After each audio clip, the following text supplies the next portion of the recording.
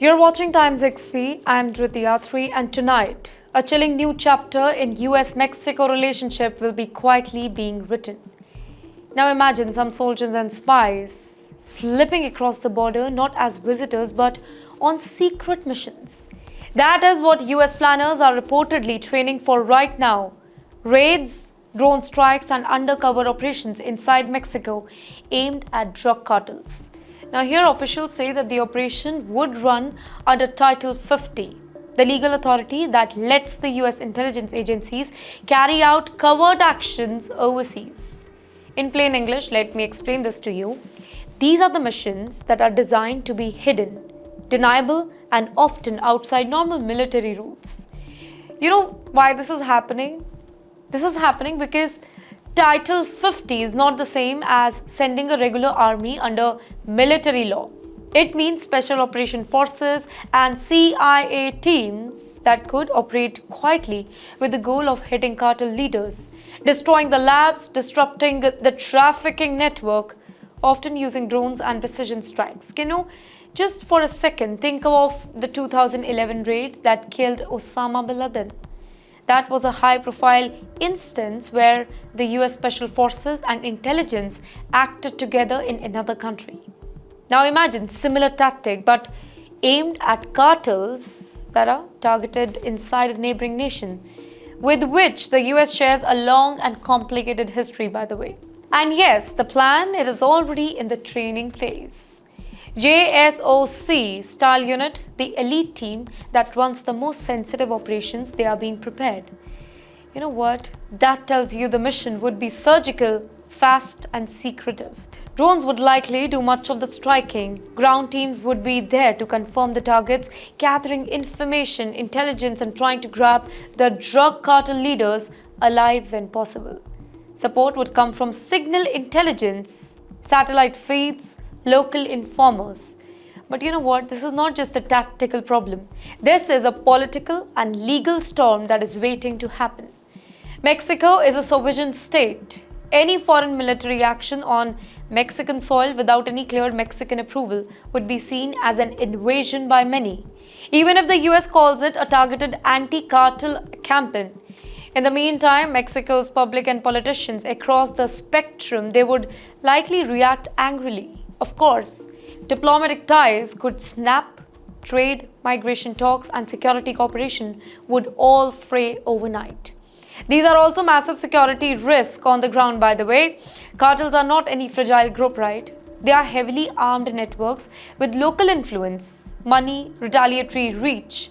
So if US forces start striking inside Mexico, cartels would respond with attacks on infrastructure, US civilian targets, or they could push more violence into border towns. Well, we could see a spike in border crossing shooting, kidnapping, and also attacks on oil pipelines and ports, the very chaos that these missions aim to prevent. Now, legally, the Title 50 missions, they are murky. They are meant to be covered, but Congress and the public, they often demand oversight after the fact. Who authorized the strike? How are civilian casualties so counted? What happens if a mission goes wrong and an American or maybe a Mexican civilian is killed? The political fallout of any US president, it would be severe, specifically if the Mexican government is not fully on board. So, ladies and gentlemen, economically if we talk, the consequences could be really huge.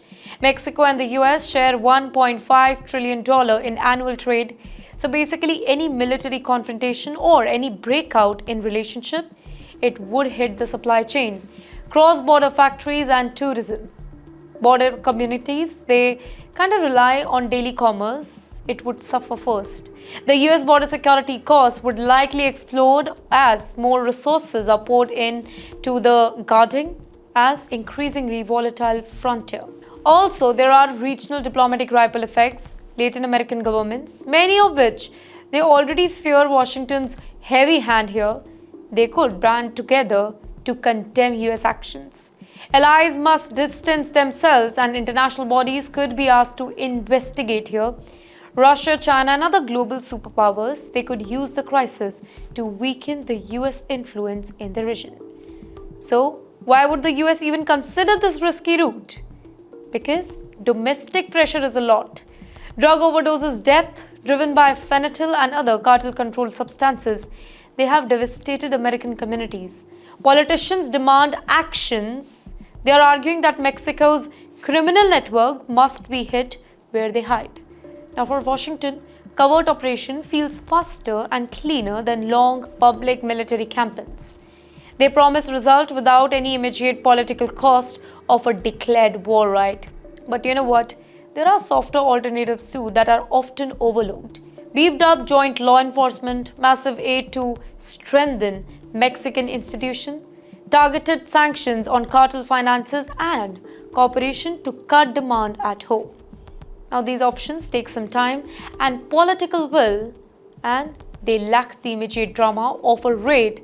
But you know what? They also avoid the steep price of covert military action. So, in the end, here's the bottom line. If the US move towards the Title 50 on the ground operation in Mexico, we are not talking about few strikes. We are talking about a fundamental shift in how two neighbors manage security. A shift from cooperation to covert confrontation that would reshape the border, the entire region, and American politics in a way that could last a generation. So, tonight, the question is very simple yet very terrifying.